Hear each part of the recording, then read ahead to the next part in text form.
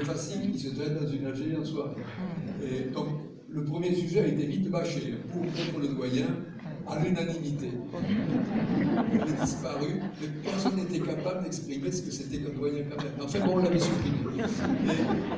Et deuxièmement, autogestion des universités. Donc ça a commencé à se politiser le débat, vous voyez, ceux qui étaient pour ou contre, enfin bref. Et donc là, j'ai compris, moi j'avais atteint la dose, et je me suis rapproché de l'hôpital de Castres, où il y avait le docteur Guibé, qui était chirurgien. Et je lui ai demandé, le docteur Guibé, c'est un brillantissime chef de clinique des hôpitaux de Paris, qui avait trouvé à Castres une façon de s'exprimer librement, et c'était un chirurgien brillantissime, quoi. Et donc je lui ai demandé si je pouvais assister aux opérations. Il m'a dit venez. Et donc tous les matins du mois de juin, juillet, j'étais là, fidèle, tous les matins. De temps en temps, il m'invitait à venir regarder. Je ne voyais pas grand-chose, quoi. Hein. Et un jour est arrivée une urgence de la main. Et l'interne était parti dans le service et il a dit à Mme Massal, qui était la chef du bloc, habillez Étienne. Habillez Étienne. Ça, c'est un grand moment de ma vie. Parce qu'en chirurgie, on vous lave les mains, puis vous tendez les bras comme ça, on vous habille. Habillez Étienne. Et là, c'est un coup de foudre, parce que je remets mes 10 doigts dans la médecine, vous voyez. Donc, on ne fait rien. Enfin, on ne fait rien. Non, on ne fait pas rien. Quand on fait une aide opératoire, le chirurgien met les instruments, fait ce qu'il faut, il vous demande de tenir, etc. Et je sentais que c'était quelque chose qui m'allait bien. Et donc, j'ai passé le concours d'internat, j'étais interne en chirurgie, avec une passion pour l'orthopédie. L'orthopédie, ça m'allait bien. On met des vis, des plaques, des broches, des clous. Et moi qui avais un CAP, d'abord, ça avait une certaine facilité. Et dans le geste, hein, je ne dis pas dans le diagnostic, qui est complexe, mais dans le geste. Et donc, je me suis vraiment impliqué, j'ai beaucoup aimé ça. Mais il y avait quelque chose de plus ancien, c'était l'envie de faire des expéditions, très anciennes. Donc, je suis né à Vielle-Mur, derrière il y avait les champs, j'avais des oiseaux apprivoisés, des tourterelles, j'aimais vivre dehors, ça me convenait très bien. Et j'avais même écrit une liste de matériel pour aller camper, j'avais 14 ans, 15 ans, pour aller camper dans les Pyrénées en hiver. Pourquoi en hiver? Et donc j'avais fait ça avec le catalogue de la hutte. Je vois que vous connaissez les classiques. Et donc il y avait un truc qui me fascinait, c'était la tente isotherme. La tente isotherme, c'était une tente où on ne devait normalement pas avoir froid dedans. Mais bref, j'ai fait ce... Et j'avais même écrit au maire de Gavarnie, et donc il a répondu. Il m'avait demandé de faire un métier, puis de venir le voir. Et donc cette lettre qu'on a à la maison, je fais ça parce que ma sœur est là. Et mon père était extrêmement surpris d'où venait cette lettre du maire de Gavarnie. Mon père, le maire de Gavarnie, c'était une notoriété. Et il m'interroge, il me dit, mais tu n'avais pas mis de timbre pour la réponse. Donc voilà, c'était un scandale. Il a fait une lettre pour expliquer au maire de Gavarnie que mon fils, enfin bref. Donc j'étais vraiment captivé par la montagne, c'était mon sujet de prédilection. Et je voulais vivre à la montagne, je voulais être à la montagne. Bref, donc après j'ai eu la scolarité, etc. Et donc est revenue à ce moment-là cette envie de faire des expéditions. Et donc j'avais cette formation déjà de chirurgie, naissante de médecin, et donc j'ai proposé mes services à des expéditions. C'est comme ça que j'ai fait pendant 12 ans des expéditions comme médecin, dont la première traversée de l'Atlantique que j'ai faite, c'était avec le père Javed, c'était un jésuite qui s'occupait d'enfants en difficulté, de jeunes en difficulté, des toxicomanes, des sorties de prison, des choses comme ça. Et il avait un centre d'accueil à Paris qui hébergeait ces jeunes. Il disait, quand on leur donne à manger, ça va mieux. Donc il avait cette cantine, on va dire, à Paris. Et donc il me propose d'embarquer pour une traversée de l'Atlantique sur le Bel Espoir. Je suis arrivé au Havre. Donc j'avais cette compétence, je suis arrivé avec 2 ou 3 caisses quand même. J'avais tout prévu, quoi. Hein. Et j'avais une caisse de ce truc-là. Et c'est un petit hôpital. Il m'a dit, mais t'as besoin de tout ça? Je ne peux pas te dire aujourd'hui, mais on n'est pas encore parti. Mais il m'a dit, mais t'as des pilules? Des pilules, qu'est-ce que tu veux dire? Et il me dit, ah, tu vas voir, on va arriver aux Canaries, mais ça va chauffer de nouveau, ça va se libérer, ça va te déshabiller, les filles vont retrouver leurs règles, ça va aller bien, ça va baiser, je veux pas d'emmerde. Et donc je suis allé au Havre acheter des boîtes qu'il fallait dans une pharmacie. J'avais tout sauf des pilules de préservatifs. Pas imaginer ça. Donc j'ai traversé l'Atlantique, j'en ai fait d'autres, j'ai fait la course autour du monde avec Tamarly, j'ai fait des expéditions en Himalaya, au Groenland, en Patagonie, j'en ai fait beaucoup et entre-temps je faisais la médecine générale en remplacement. Vous voyez, je remplaçais des médecins ici, à Castres, à Pierremur, à Petit-Alain. Enfin, je faisais des remplacements à une époque où on faisait beaucoup de visites, quoi, on faisait une bonne part de visites et consultations. Donc j'ai gagné ma vie pendant 12 ans en faisant des remplacements de médecins et je ne me suis jamais installé, je faisais des remplacements qui me laissaient la liberté, vous voyez, de pouvoir décider de partir. Donc j'ai fait ça pendant 12 ans et à la face nord de l'Everest, j'étais au camp 2, j'étais monté au camp 2, j'étais seul sur une arête, il faisait vraiment très mauvais, il y avait très mauvais temps, et il y en avait 3 qui étaient coincés plus haut, qui étaient en difficulté, donc j'étais monté avec de l'oxygène au camp 2, j'étais seul, là j'attendais, puis je me suis dit, mais maintenant j'avais 38 ans, je me dis la prochaine fois, ça va être la mienne, mon expédition, vous voyez, j'ai décidé comme une clôture à ces voyages que j'avais faits. J'ai décidé d'aller au pôle Nord, qui était une synthèse intéressante. Le pôle Nord est au milieu de l'océan gelé, donc on marche sur la banquise, sur la glace, donc c'est une ambiance d'autre montagne, froide, vous voyez, de glace, de neige. Et c'est au milieu de l'océan, c'est une navigation. Et donc ça m'allait bien. C'est pas technique d'aller au pôle Nord. On n'a pas besoin d'avoir une formation ni de faire des stages. Et tirer un traîneau, on n'a pas besoin. On vous met un traîneau, là, vous avez compris dans la seconde, il va falloir tirer un traîneau. On n'a pas besoin de formation, c'est d'instinct. Mais j'avais une formation, par contre, j'étais un super campeur. J'avais connu beaucoup de difficultés, de bivouac, de tempêtes, etc. Donc je pensais que c'était à ma hauteur. Et la première fois, j'y suis allé en 85, j'ai échoué. J'ai échoué parce que je suis tombé dans un trou, mais surtout j'étais déjà en difficulté. J'étais revenu faire un remplacement à Mazamet. Donc la dépêche du Midi avait mis le docteur Etienne a échoué au pôle Nord. J'ai fait un remplacement à Mazamet parce que ça me revient parce que je suis dans la région. Et donc je fais une visite et quelqu'un me dit on a vu sur la dépêche que vous n'êtes pas arrivé au pôle Nord. Non, ben, figurez-vous que ma fille et mon gendre ils sont réussis. Je dis, ils doivent connaître sa géographie, les gars. Et donc, je lui dis, et ils sont revenus avec des défenses des langues. Oui, ils sont allés au Cap Nord. C'est là que ça commence. Donc, j'ai décidé d'aller au pôle Nord. En 85, donc j'ai échoué, et j'ai réussi en 86. C'était une épreuve qui me dépassait. Bien. Vous avez un échantillon là, mais elle est facile celle-là. Parce qu'au nord du Canada, la banquise vient s'écraser. Vous voyez, on partait du nord du Canada et pendant les 200 premiers kilomètres, c'était un chaos. Voilà. Et donc vous montez un traîneau sur des crêtes de compression qui sont en 4 ou 5 mètres de hauteur. Enfin, voilà. Et donc il y a une multitude d'efforts à faire et de découragement parce qu'on n'avance pas vite. Et en fait, en plus, j'ai fait ça en 86, c'était avant le téléphone. Portable, hein, portable. Que ce soit clair, c'est 1986, c'est pas 1986. Et il n'y avait pas de GPS. Donc c'était une retraite d'une grande intensité. Un isolement d'une grande intensité. J'avais une balise Argos. Vous voyez ce que c'est une balise Argos?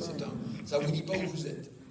Mais ça envoie un signal qui est capté par le centre spatial à Toulouse et Michel Franco qui était au nord. Interroger le terminal qui était du CNES et par radio, lui il était au nord du Canada et il était dans une habitation chauffée avec une radio de 100 watts, ça passait par hertzien, hein, c'était en onde hertzienne. Et donc il avait ma position et tous les soirs il me donnait ma position. Et moi j'avais une radio de 20 watts avec des piles que m'avait fait Saft, Lithium-Ion qui étaient des protos qui marchaient très bien à basse température et il me donnait ma position et je lui répondais bien reçu, bien reçu, bien reçu. Et Michel me disait le potentiomètre a bougé 3 fois, je sais que tu m'as reçu. Donc ça vous donne une idée du niveau de la conversation. Donc vous ne pouvez pas se plaindre. Ou comme moi-même.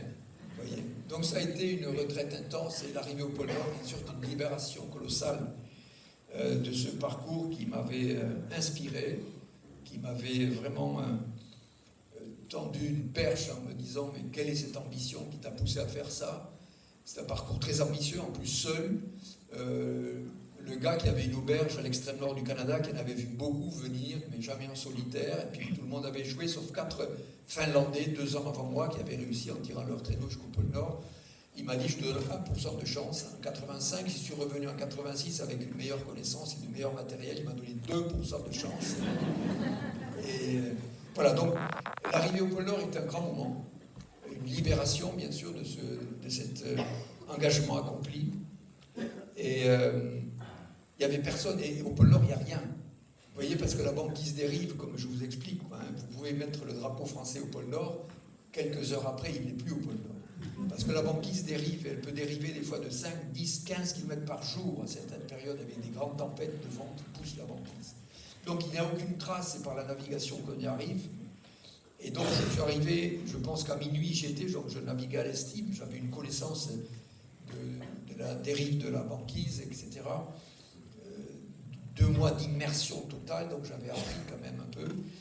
À minuit, je pensais que j'y étais, puis j'ai dit, je marche encore un peu jusqu'à 2h du matin. Enfin, il faisait jour. Hein. Et puis là, je me suis arrêté. Et donc, j'ai parlé au traîneau, j'ai parlé au réchaud. C'était le Saint-Sacrement, le réchaud. C'est qui nous donne la vie, quoi. Sans réchaud, on meurt vite, quoi, hein, parce qu'il faut faire de l'eau chaude. Donc, ça a été un grand moment de partage avec ce qui m'entourait, la nature. Mais surtout, ça a été... à ce moment-là, je me suis dit, ça va être ma vie. J'étais sûr que c'était quelque chose qui allait me plaire. Et donc, à ce moment-là, j'ai arrêté la médecine. J'ai fait construire un bateau qui s'appelle Tara aujourd'hui, qui s'appelait Antarctica. Et j'ai continué donc ces expéditions. Une expédition importante que j'ai faite après le pôle Nord, ça a été une traversée de l'Antarctique, le pôle Sud, vous voyez, en expédition internationale. Ça, c'était quelque chose qui m'a beaucoup ouvert sur le monde. On était 6. Il y avait... un Américain, un Russe c'était en 89 quand on est parti, c'était encore l'URSS, un Chinois de Chine populaire, un Anglais, un Japonais et moi. Et donc on a monté ça avec l'Américain qui était un connaisseur des chiens, il habite dans les bois au nord de Minneapolis. Et moi je me suis occupé de la partie plus internationale. Quand avec Will, donc Stiger, on a monté ce projet-là. Il habite dans une cabane, Will, dans le nord, dans une forêt du Minnesota, où il n'y avait toujours pas d'ailleurs d'électricité. Il fallait marcher 20 minutes après dans les bois, etc., sur le bord d'un lac. J'étais fasciné. Et donc le soir, il a ouvert la carte de l'Antarctique, il m'a dit The Longest Way. Donc 6700 km avec les chiens peuvent le faire. Il m'a dit, on va faire une expédition internationale. J'ai dit 89. C'est la reconduction du traité de l'Antarctique. Vous voyez, le traité de l'Antarctique qui protège ce continent, qui en fait une terre de science et de paix, arrivé à expiration de la première tranche du traité en 89. J'ai dit oui, il faut faire une grosse expédition internationale, de manière à être des ambassadeurs de la reconduction du traité de l'Antarctique. Il y avait des discussions sur est-ce qu'on exploite les richesses ou pas. C'est ce qui freinait la reconduction. Et donc je dis à Will, qui était un homme de la forêt, quoi. J'ai dit, donc il me dit, il y aura un Américain, une Américaine, il avait un Anglais, un Australien, qu'est-ce qu'il avait, un Canadien, et moi je dis, oui, ça c'est pas un international, ça c'est des Anglo-Saxons qui habitent en Français, et il faut ouvrir sur le monde, il faut qu'on ait les pays représentatifs qui sont puissamment installés en Antarctique, qui ont des bases. Je dis, il faut les Russes et les Chinois. Et il me dit, si on met les communistes, mes sponsors vont pas suivre. Et je dis oui, non, ça va au contraire, ça va être une grande... Voilà. Et donc c'est quelque chose qui m'a ouvert sur le monde, qui m'a fait aussi apprendre l'anglais. J'ai appris l'anglais à Mazamet, au collège technique. Est-ce qu'il y a un professeur d'anglais du collège technique de Mazamet ici, dans la salle? Non, il est mort. Je vous donne un échantillon qui est une réalité. A cat is an animal, forme affirmative. A cat is an animal, repeat after me. Alors, a cat is an animal, a cat is an animal, a cat is an animal. Forme interrogative. Is a cat an animal? Is a cat an animal? Eh bien, yes! Ça, c'était les premiers cours d'anglais.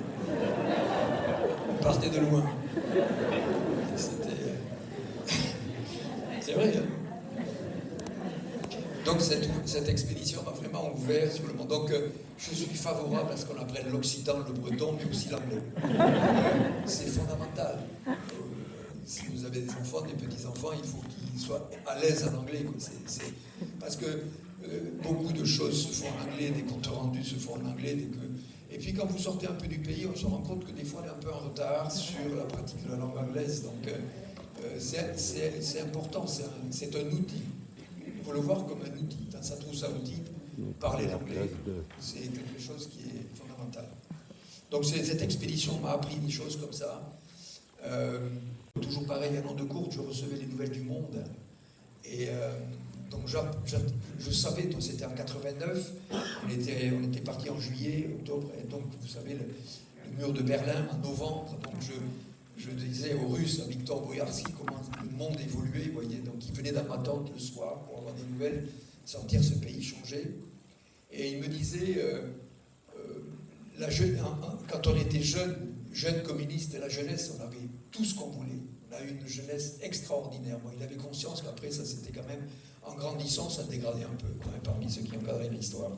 Mais donc il avait une émotion. Et puis, en même temps, au mois de décembre, j'arrive à capter un truc, c'est que le Dalai Lama est prix Nobel de la paix. Donc je le dis aux Chinois, ça c'était pas une affaire. Donc il me dit, l'Occident n'a jamais rien compris, le Tibet a toujours été chinois, et on n'a jamais parlé de politique. C'était naturel, vous voyez. Mais ça reste des amis forts. On se voit tous les 3, 4 ans, 5 ans. On s'est vu au Japon dernièrement, et on devait se voir en Chine, mais l'épidémie nous a empêchés. Donc ça reste quelque chose qui m'a marqué.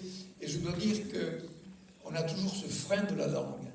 Mais en fait, une personne qui a envie de partager quelque chose avec vous, on arrive toujours à trouver les mots. Vous voyez, c'est une question d'envie, de rencontre et de projet commun.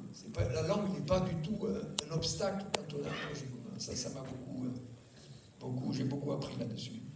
Autre chose que j'ai appris, j'en ai évoqué tout à l'heure, du père Jaoued. Bon, j'ai fait la médecine générale, qui est une école de vie extraordinaire. C'est l'école de vie. On est au contact des gens, on faisait des visites, on allait chez eux. Vous voyez ce que je veux dire, on avait une culture. Et le père Jaoued m'a appris quelque chose.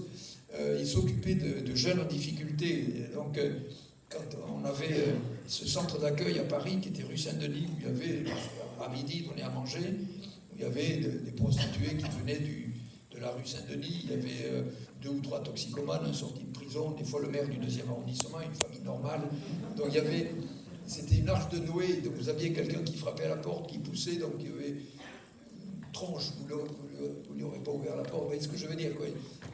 Et en fait, Jaoued disait, il faut aller chercher la petite lumière. Il y a une petite braise qui souffre là. Il faut souffler dessus. Et donc ça c'est important, vous voyez, cet apprentissage de se dire tout le temps, il ne faut pas se fier à l'habitus qui est souvent, vous voyez, on a des fois un réflexe de protection. Imaginez tout d'un coup, à rebrousse-poil, le parcours de cette personne en souffrance là, ses parents qui le verraient comme ça, enfin, vous voyez ce que je veux dire, aller chercher la petite lumière, et c'est pas compliqué.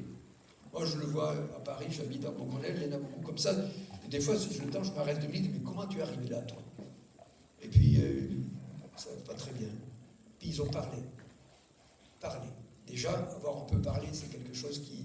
Voilà, c'est un peu comme l'autostop. Vous voyez, sur le bord de la route, vous êtes quelqu'un de bien, personne ne s'arrête. Vous voyez, puis tout d'un coup, il y a quelqu'un qui vous prend, il ne va pas loin. Vous allez à Toulouse, par exemple, il vous amène à la sortie de Castres. C'est pas beaucoup, mais quelqu'un vous a pris.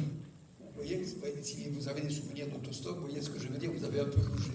Et en fait, c'est des petites choses comme ça qui sont importantes. On ne peut pas refaire la vie des gens, mais leur donner de temps en temps une petite lumière. Ça, c'est des choses que j'ai apprises de ma vie, si vous voulez, quoi. Et donc, au fur et à mesure qu'on avançait comme ça, avec les années, les questions environnementales ont émergé. Et je me souviens d'une conférence que j'avais faite en montagne, dans les Alpes. Je ne me souviens plus où c'était en 90. Je rentrais de la traversée de l'Antarctique. Et donc, je fais une conférence, je parle de mes chiens, etc. Et je le fais conjointement avec Claude Lorius. Claude Lorius est un éminent glaciologue français. Il a 92 ans aujourd'hui, Claude. C'est lui qui a trouvé que dans les carottes qu'on fait en Antarctique, dans la glace, on retrouve l'histoire du climat de la Terre. Vous voyez, Claude Lorius. Et donc Claude montre une diapo comme ça, avec une alternance de périodes chaudes, de périodes froides, vous voyez ça. La Terre a sa vie propre. On a tous appris des périodes glaciaires, des périodes interglaciaires. Nous sommes dans une phase interglaciaire, ça n'a pas échappé à personne, et donc on va vers du réchauffement même qui est lent, etc. Mais ce qui se passe, il montre la courbe, il dit, regardez, depuis 150 ans, qu'est-ce qui se passe? Il y a une accélération brutale, si vous voulez, rapide comme ça, de la température moyenne de la Terre et de la teneur en gaz carbonique. Là, c'est la signature de l'activité humaine.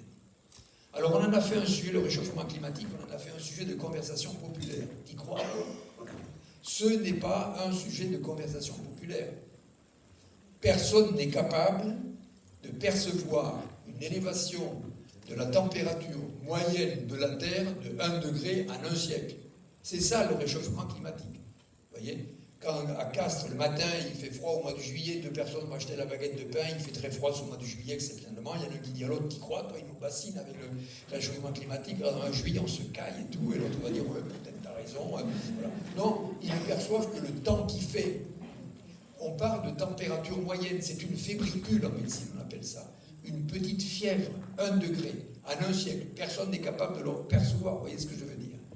C'est une fièvre chronique. Les fièvres chroniques, il faut s'en occuper, vous voyez. 38, on a pris 1 degré. C'est une petite fièvre, c'est 30, vous voyez ce que je veux dire.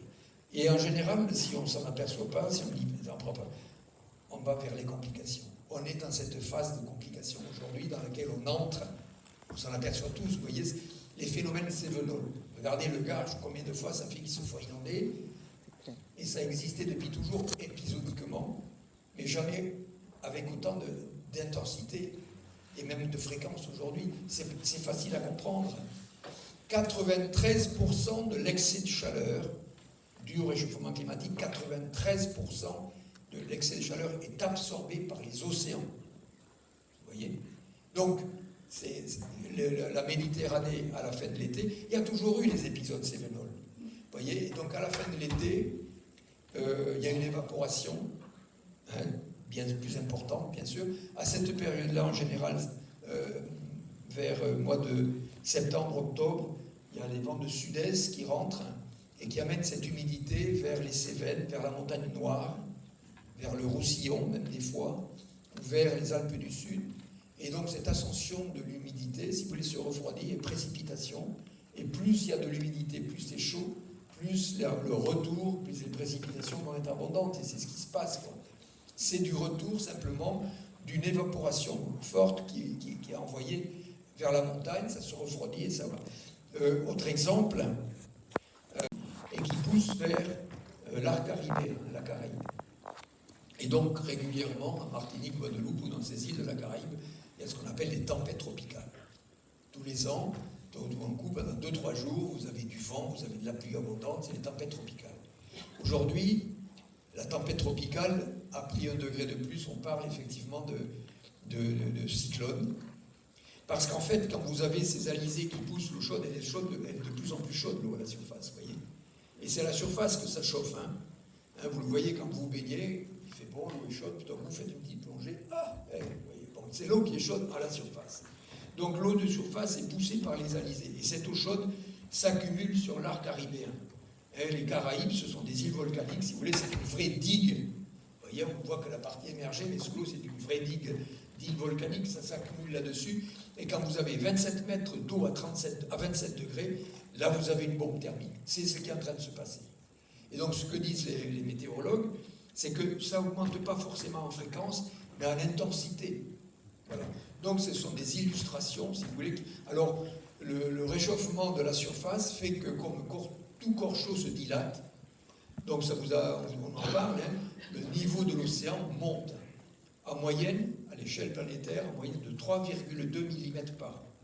Ça, c'est la montée du niveau moyen de l'océan. Ça se fait par des mesures satellites. Des altimètres qui sont dans les satellites permettent de mesurer avec une grande précision le niveau de l'eau. Et le satellite passe et le repasse, ils sont nombreux, donc ils font des moyennes. 3,2 mm par an, c'est dû d'une part à la dilatation de l'eau de surface, tout corps chaud se dilate, et deuxièmement, ça s'est enrichi par la fonte des glaciers, des calottes polaires du Groenland et de l'Antarctique, vous voyez. Et puis, il y a un petit 10% qui serait due à ce que l'on pompe dans les nappes phréatiques. Vous voyez, Annie Cazeneuve, elle est de Toulouse d'ailleurs, c'est une grande spécialiste de l'océanographie, de la mesure de ces données. Elle traduit, il y a 10% qui sont dus, vous avez compris, à ce que l'on pompe dans les nappes phréatiques, que l'on consomme, que l'on remet dans la rivière et qui part dans l'océan. Donc c'est une réalité que le niveau de la mer monte, ça n'a échappé à personne, et puis ça continue de monter. Voilà un premier truc. Mais l'océan, c'est le grand régulateur du climat, par cette capacité qu'il a à absorber l'excès de chaleur. Et deuxièmement, vous voyez, le gaz carbonique qui est dans l'air, on ne le voit pas. On ne le voit pas, il n'a pas d'odeur, il n'a pas de couleur, il agit à la trace. Et puis on a toujours pensé qu'on pouvait tout envoyer dans le cosmos, on a pensé que ça partait là-haut dans le cosmos, hein, vous voyez, ça allait rejoindre les étoiles. En fait, tout ce que l'on envoie dans l'atmosphère, ça ne va pas loin. Ça reste dans la troposphère, cette couche atmosphère très fine, qui fait 10 km d'épaisseur. Vous voyez, vous partez du centre de rotation de la Terre, vous faites 6500 km, hein, c'est le rayon, vous arrivez à Castres, les 10 derniers kilomètres, c'est ça, l'épaisseur de la troposphère, de l'atmosphère. Et ça s'accumule là-dedans. L'année dernière, en 2020, par nos activités, on a envoyé 43 milliards de tonnes de CO2. Ça pèse rien, 43 milliards de tonnes de CO2. La moitié est reprise, la moitié reste et renforce l'effet de serre. Et l'autre moitié est capturée de nouveau, en partie à la surface de la Terre, et l'autre partie à la surface des océans. Nous, on n'a pas d'aspirateur à CO2. Il n'y a que la nature qui peut recapturer le gaz carbonique qui est dans l'air. Bon, il y a des essais technologiques d'aspirateurs, enfin bon, on n'aspire que dalle, hein, par rapport à l'immensité, vous voyez ce que je veux dire. Et donc, qu'est-ce qui peut recapturer le CO2? C'est la photosynthèse. C'est les plantes, tout ce qui est vert. Hein, le vert, c'est le pigment de chlorophylle. C'est là que se passe la photosynthèse. C'est le privilège des plantes. Elles élisent domicile où elles savent qu'elles vont pouvoir se développer.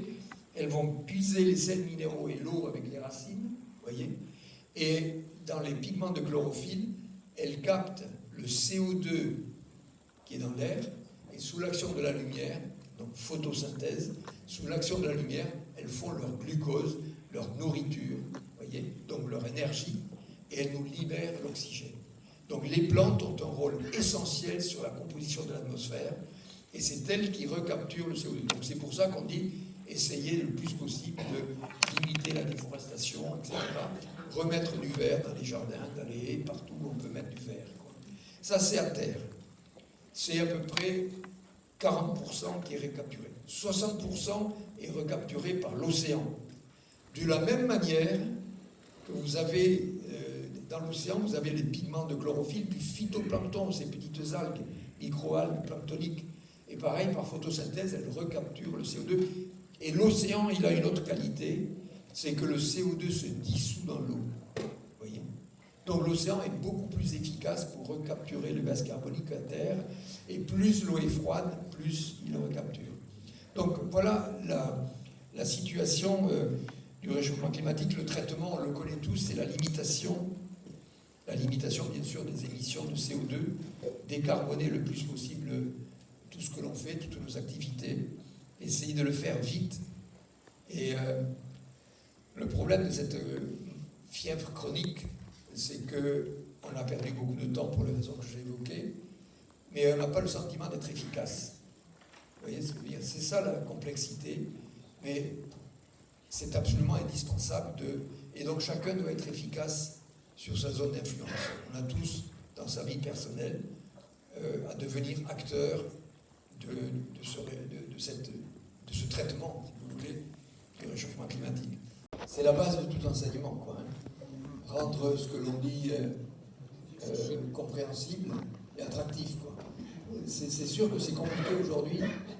C'est sûr que c'est compliqué aujourd'hui pour un enseignant d'être attractif. Les jeunes, quoi. En micro. Ben oui, mais peut-être je les attends, les questions. Non ? Dites. dites-moi bonjour, là, vous fermez. Non, vous avez tout dit bonjour. Je ne sais pas si je continue. Les batteries sont fermées, pas les vôtres, ils vont parler. Qui a une question? Oui, là, vous voyez, c'est le plus loin, donc là, on va faire un test. Allez, pas une question, mais si je ne sais pas, vous pouvez continuer à parler de plantes ou pas? Ah, des plantes? Oui, si vous voulez, mais quelle est votre question? Pas forcément une question, mais je vais profiter de pouvoir exercer mon influence. Oui. Je voudrais vous parler du film Kiss the Ground, qui est un film américain, qui expose comment en 20 ans on pouvait ramener le climat 20 ans en arrière. Et c'est très sérieux, on peut séquestrer 4 fois les émissions de la France par an à l'échelle de la SAU, 2 fois les émissions mondiales, et ça marche avec des vaches. Alors j'ai fait les calculs, les vaches ont un impact positif. Vous pouvez trouver la vidéo sur le site Vers de Terre Production. Il y a tous les calculs, tout ça. D'accord, mais je regarderai, c'est intéressant. Voilà, et Kiss the Ground, c'est la première bonne nouvelle que je vois en 30 ans. Je savais ce qu'on pouvait faire, mais de le voir, ça fait du bien. Et le film, c'est un film documentaire des États-Unis qui est fait avec l'équivalent de Zinedine Zidane et Laetitia Casta. Bon, on me l'a dit, hein, vous le savez pas. Zinedine Zidane, super. Messi aussi, non, on peut. Messi quand même, si on met Zidane. Je rigole, mais écoutez, je vais regarder ça avec intérêt, c'est surprenant. Mais les vaches, elles émettent. Hein. Ah oui, j'ai fait mes calculs avec les plus mauvaises des vaches, même les vaches industrielles, avec les plus mauvais coefficients de méthane, les hypothèses les plus hautes. Si on les met au bon endroit, les vaches ont un impact très très positif. Par contre, si la société nous les enlève, on ne pourra rien faire dans les paysans. C'est reproductible, les Américains ont Mais il y a des choses, des fois, qui sont surprenantes, il faut écouter avec attention. Mais non, on a besoin de comprendre un petit peu plus quand même. Oui. Oui. Il ne faut pas regarder les moyennes, il faut regarder pourquoi il y en a qui arrivent à faire des résultats exceptionnels et hors normes. Et il faut essayer de comprendre ça. D'accord. C'est ça qu'on fait, mais avec les Américains, les Australiens. D'accord. Vous étiez au pôle Nord. Il est évident que quand on arrive au sommet de l'Everest ou au sommet du pic de Nord, on sait qu'on y est. Mais au pôle Nord, il n'y a rien. Et donc, c'est par la navigation. Donc j'avais cette balise Argos qui disait à Michel Franco où j'étais, et une fois par jour, des fois je ne recevais pas, c'était un hertzien, des fois ça ne passait pas, mais j'avais quand même une information, au moins tous les jours, tous les 2 jours, de ma position, vous voyez, de la veille. Enfin, bref. Et je me dirigeais au soleil. Le soleil est un astre fiable. Si vous êtes à l'heure solaire locale, à 6h du matin, il est plein est. À midi, il est plein sud. À 18h, il est plein ouest. À minuit, il est plein nord. Quand vous êtes au mois de mai, par exemple, dans le secteur de l'Arctique, du Haut-Arctique, vous pouvez utiliser le soleil pour vous diriger. Donc, c'est par la navigation, et c'est la balise Argos qui m'a localisé au pôle Nord. Donc, quand je suis arrivé au pôle Nord, je suis rentré par Montréal, et à Montréal, il y avait National Geographic Magazine qui m'attendait, donc je savais qu'ils allaient venir à ma rencontre, parce qu'ils voulaient savoir, ils ont un doute, les Américains, Piri et Cook, qui c'est qui a été au pôle Nord, vous voyez. Ils se disputent 2 Américains, c'est moi, non, c'est moi, c'est toi. C'est difficile à savoir, donc ils sont venus pour me poser des questions, donc ils ont fait un article, et donc, un jour, il y a le rédacteur qui m'appelle, il me dit, on a un comité de lecture, et donc des personnes émettent des doutes sur est-ce que tu as vraiment atteint le pôle Nord. Et par chance, j'avais la balise Argos. J'ai été le premier homme à être vraiment positionné par satellite au pôle Nord, avant le GPS, vous voyez. Et donc, ça a calmé tout le monde. Donc, mais il n'y a rien, c'est par la navigation qu'on y arrive. Oui. Alors, c'est un grand sujet comme nous, voilà. Donc la voiture électrique, si vous voulez, n'émet pas de gaz à effet de serre pour son fonctionnement, puisqu'elle est électrique, la combustion, il n'y a pas de combustion, vous voyez.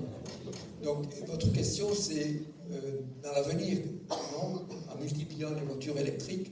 Il est évident que multiplier les voitures électriques, c'est une solution, surtout en milieu urbain, si vous voulez, où il y a une grosse concentration de voitures. Déjà, ça apporte un air meilleur, moins de bruit.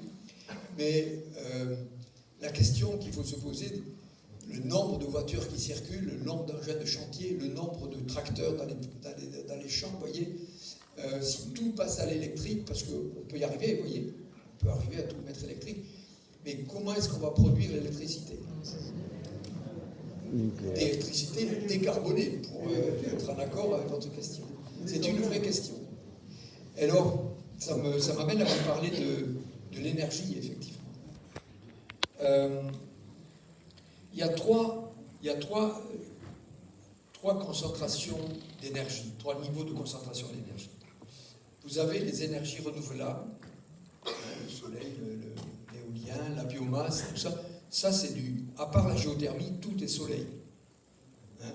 La pluie, c'est les barrages qui se remplissent, c'est l'évaporation, le truc. Le vent, les éoliennes, c'est différentes températures, différentes de pression, etc. Tout repose sur le soleil. On va dire que c'est une forme de soleil instantané. Vous voyez, on le capte même si ça dure une seule. Vous voyez ce que je veux dire? C'est ça c'est les énergies renouvelables. Elles ont une faible intensité. Donc si on veut arriver à exploiter au maximum tout ça, il faut multiplier les capteurs, vous voyez, pour arriver à l'exploiter au mieux. Ensuite, vous avez au centre les énergies fossiles sur lesquelles notre civilisation, notre société s'est développée depuis 150 ans. Ça a permis des projets absolument colossaux, parce qu'à la fois, l'accès à l'énergie n'a pas été limité du tout, vous voyez, et puis la pétrochimie, tout ce que l'on arrive à extraire effectivement du pétrole. Ça, les énergies fossiles, c'est du solaire, c'est 250 millions d'années de transformation de l'énergie solaire. Et vous savez comment se forment le pétrole et le gaz, effectivement, c'est par sédimentation au fond de l'océan des matières organiques qui vont être entraînées par la dérive des continents, et puis par subduction, ça passe dessous, puis alors ça va profond, et par température, excès de température et de pression, ça se transforme en gaz ou en pétrole. Il faut entre 200 et 250 millions d'années. Donc c'est 250 millions d'années de transformation de ce qu'était l'énergie solaire. Vous voyez ce que je veux dire? Et puis vous avez l'énergie cosmique, c'est l'énergie nucléaire. E égale mc2. E, c'est l'énergie, M, c'est la masse de la matière, et C, c'est la célérité. La célérité, c'est la vitesse de la lumière. Donc, dans une perte de masse qu'il y a dans le Soleil, dans une fusion de noyaux de dérivés de l'hydrogène, vous voyez, il faut quand même qu'il y ait 150 millions de degrés, ça c'est chaud. Hein. Cette fusion, il y a une perte de masse avec une production d'énergie qui est proportionnelle au carré de la vitesse de la lumière. Donc, c'est une hyperconcentration extraordinaire. Cette énergie nucléaire, c'est un pur produit à terre, ici, c'est un pur produit de l'intelligence humaine. Vous voyez? Et quand Einstein et son équipe avaient trouvé que E égale mc2, ils avaient prévenu à un moment donné que, attention, il y a un Roosevelt qui était prévenu d'une lettre que l'on peut trouver sur Internet d'Einstein, que peut-être les Allemands étaient en train de préparer quelque chose de puissant. Vous voyez? Et en fait, de ce produit de l'intelligence humaine, on en a fait une bombe. Donc, le nucléaire est forcément mal né, et aujourd'hui, ça continue dans le sens, vous voyez, il y en a qui bombent le torse pour avoir l'arme de destruction massive. Donc, c'est déplorable, si vous voulez. On ne peut pas aimer la notion de nucléaire parce qu'effectivement, c'est trop attaché à des puissances destructrices, quoi. Elles ont été mises en place. S'il y avait eu, je pense, une approche pacifique de l'énergie nucléaire, on serait allé beaucoup plus loin dans son usage. Il y a plus loin dans son usage, et peut-être une exploitation qui serait beaucoup plus mûre, parce que on sait traiter les déchets dans la génération 4. Il y a ITER aussi. ITER, c'est un projet de fusion contrôlée qui est à Cadarache, c'est un projet international. Voilà, donc l'énergie nucléaire ne disparaîtra pas, elle a besoin de revenir, si vous voulez, dans une utilisation pacifique. On n'attend pas mon discours, hein, ça se passe, il y a des chercheurs qui travaillent un petit peu partout. Mais je voudrais, j'ai la maturité aujourd'hui du parcours que j'ai, je suis à l'Académie des technologies, on travaille beaucoup sur ces sujets. Je peux arriver à parler du nucléaire d'une manière apaisée, parce que, effectivement, cette intelligence humaine, c'est ça qui peut nous sauver. La solution, elle est à la fois comportementale, on le sait, mais elle est aussi technologique. Ce sont des moyens qui vont être mis à la disposition. Vous voyez, je vous donne un exemple parce qu'on entend trop souvent dire qu'avec le soleil, le vent et la biomasse, le monde serait merveilleux. Oui, moi je pense qu'on peut satisfaire les besoins domestiques d'une population éduquée sur les questions énergétiques et environnementales, surtout énergétiques. C'est précieux l'énergie. C'est tellement facile d'accès qu'on ne se rend même pas compte de ce qu'on consomme. Vous voyez, on branche un truc à la maison, on ne sait pas si c'est 1 kW, 5 kW, 10 kW. C'est pas la même chose, vous voyez. Donc, on s'aperçoit que c'est précieux quand tout d'un coup, en bas d'un immeuble, moi j'habite dans un immeuble, vous avez un panneau, ça arrive de temps en temps, mardi, l'électricité sera coupée de 8h à 18h. Merde. Vous voyez ce que je veux dire? On avait toujours quelque chose à faire avec cette électricité. C'est tellement facile d'accès qu'on en a perdu la préciosité, le sens, quoi. Et pour l'essence, c'est pareil. Il y a une menace des camions-citernes qui menacent de faire grève pour des raisons qui leur sont propres, si vous voulez, qui ne vont pas alimenter les trucs. Et les stations-service risquent de ne pas être alimentées. Marcel va faire le plein dimanche, on a le mariage de la petite. Il faut vraiment y aller, quoi. Alors Marcel, il prend les jerrycans, il va faire le plein, ils sont déjà 15, vous voyez, à faire c'est ça l'énergie. C'est tellement facile d'accès qu'on ne s'en rend pas compte. Un autre exemple, pour faire marcher le métro à Paris, il faudrait 400 éoliennes de 2 mégas. Les 2 mégas, c'est celles qu'on a dans les campagnes. Hein. Maintenant, c'est un peu plus, on arrive à faire des 7, 8, 12 mégas, et celles-là, on les place en mer, où il y a beaucoup plus de vent qu'à terre. Mais je donne l'exemple. 400 éoliennes de 2 mégas, et qui est entre 20 et 25 km/h de vent constant. Ça tourne, le métro marche. À un moment donné, le métro s'arrête. Mesdames et messieurs, le métro s'est arrêté parce qu'il n'y a plus de vent. Donc réfléchissez immédiatement, on ne va pas laisser ces gens dans le tunnel. Donc ça veut dire qu'il faut trouver immédiatement une énergie de substitution à cette panne de vent. Vous voyez ce que je veux dire? Donc je fais des conférences sur le sujet, donc il y en a toujours un qui dit, attends, on va harmoniser. Il y a du vent dans la vallée du Rhône, il y a du Mistral qui souffle, donc on peut tout d'un coup, vous voyez, maintenant, mais à Marseille, ils le veulent. Ils ne veulent pas te le donner, le truc, là. Ils ont mis des éoliennes dans la vallée du Rhône plein. Et non, vous voyez ce que je veux dire, c'est beaucoup plus compliqué que ça. Il faut... Bon, il y a un barrage, si. On peut ouvrir la vanne du barrage, si vous voulez, ça va tout de suite, la turbine se met en route, ça produit immédiatement. Il y a aussi les centrales thermiques au gaz. La centrale thermique au gaz, il y a une veilleuse, tac, vous mettez en route, là, ça produit. Vous voyez ce que je veux dire? Et là, je vous parle quand même, le gaz, c'est quelque chose qui est carboné. Le problème, c'est qu'il faudrait arrêter le plus vite possible à l'échelle planétaire le charbon. Le charbon, c'est l'ennemi numéro 1 du climat. Mais on ne va pas arrêter comme ça. La Chine marche au charbon. 70% de l'électricité produite en Chine, elle est faite par des centrales thermiques au charbon. L'Inde marche au charbon. L'Allemagne, elle en a jusqu'à 2039-2040, vous voyez. Donc ils sont passés au charbon, les Allemands, c'est pas bien. Donc ils attendent le Nord Stream 2, le gazoduc qui va amener le gaz de Mourmansk, hein, de la Sibérie. Enfin, ils n'attendent pas ça, ils en ont déjà le Nord Stream 1. Mais ça permet, si vous voulez, le gaz est une énergie de transition intéressante parce qu'elle émet la moitié de CO2 pour la même quantité d'énergie produite. Mais à une condition, c'est qu'il n'y ait pas de fuite. Parce que le méthane est 20 fois plus puissant en termes d'effet de serre que le gaz carbonique. Donc, arrêter le torchage, faire attention sur les zones d'exploitation. Voilà, toute la pression aujourd'hui est faite sur, effectivement, la façon dont on a d'exploiter le gaz. Donc, on est là, vous voyez, dans une période de transition. Il n'y a pas le truc qui fait que tout d'un coup... Donc, c'est bien de manifester parce que ça met la pression, mais là, la solution, elle est complexe. J'ai voulu vous expliquer tout ça parce que là, elle ne sera pas rapide. Alors, on a ce sentiment où on entend ils ne font rien, hein, le gouvernement ne fait rien, c'est bien connu, depuis longtemps ils ne font rien. Enfin, c'est compliqué la solution, vous voyez ce que je veux dire. Mais ça met d'une manière générale une mauvaise ambiance, dans le sens où c'est vrai qu'ils font rien. Alors qu'est-ce qu'on va faire nous? Vous voyez, si eux ils font rien, on n'aime pas.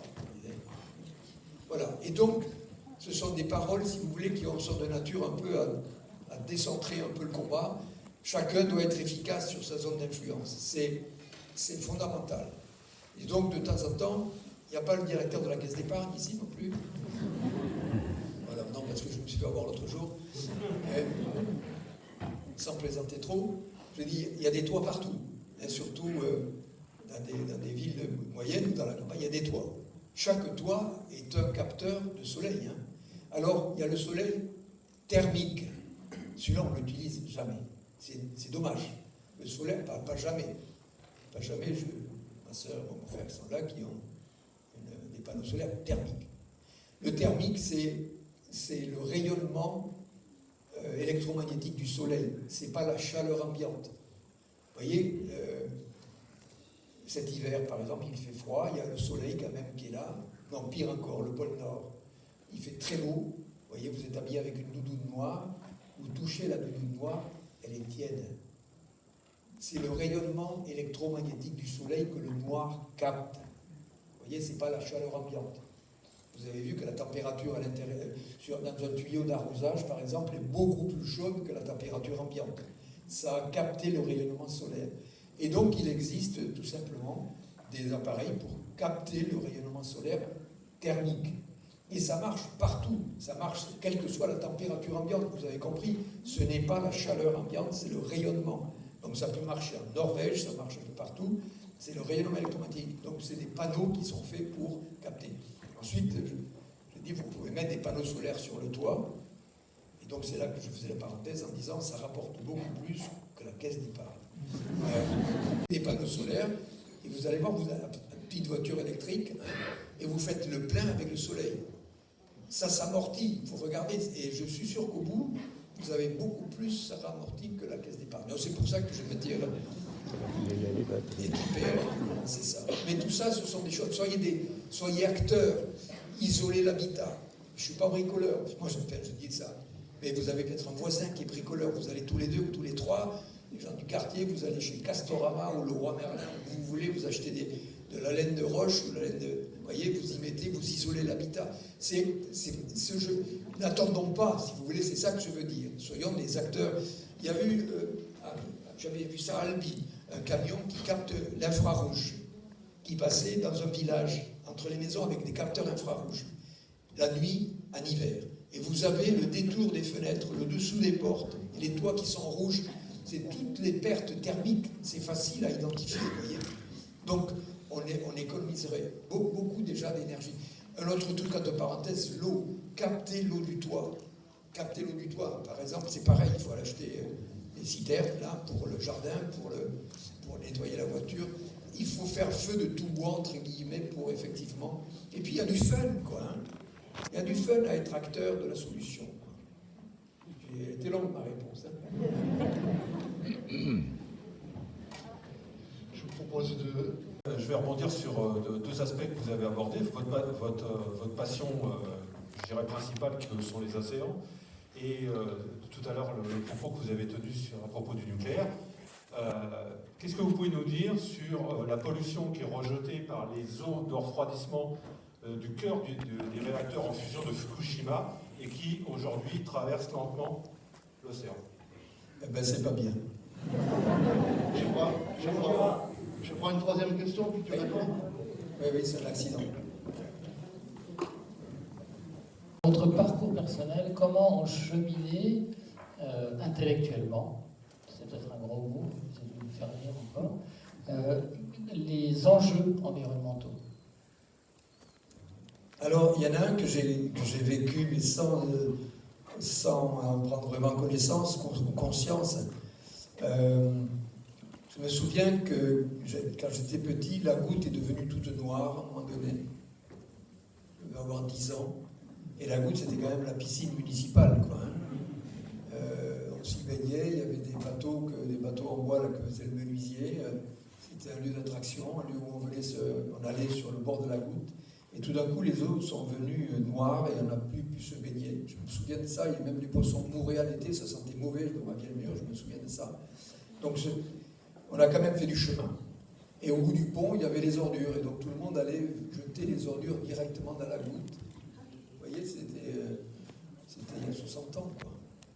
Donc on a quand même fait du chemin. La première où vraiment je me suis impliqué, c'est, je l'ai évoqué tout à l'heure, avec cette expédition internationale, où il était question, si vous voulez, la reconduction du traité. C'était en 89. Le traité a été signé et ratifié en 59 pour une période de 30 ans. Et donc en 89, c'est arrivé à l'expiration, il fallait le reconduire, il fallait que tous les pays soient d'accord pour le reconduire. Mais il y a quelque chose qui avait émergé.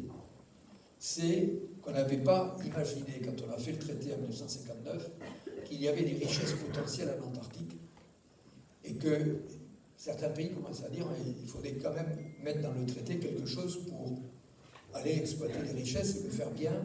Donc il y a eu une convention, Wellington, c'est la Nouvelle-Zélande, qui a été signée. Une convention de Wellington qui était en un mot comment exploiter proprement les richesses de l'Antarctique. Vous voyez ? Et donc ça avait été signé par tous les pays et ça devait être ratifié à Paris en 89.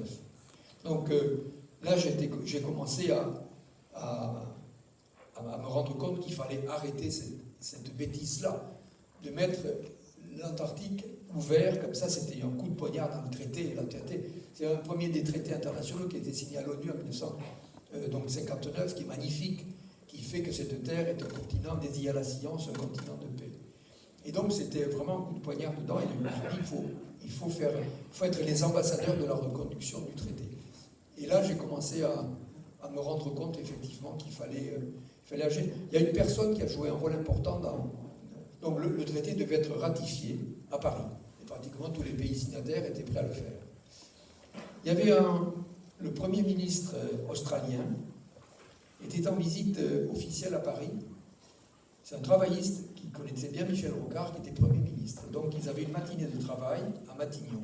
C'est Michel Rocard qui le raconte. Je trouve que je connais, c'est un peu Michel Rocard, il était ambassadeur d'Épole et on a fait quelques voyages ensemble.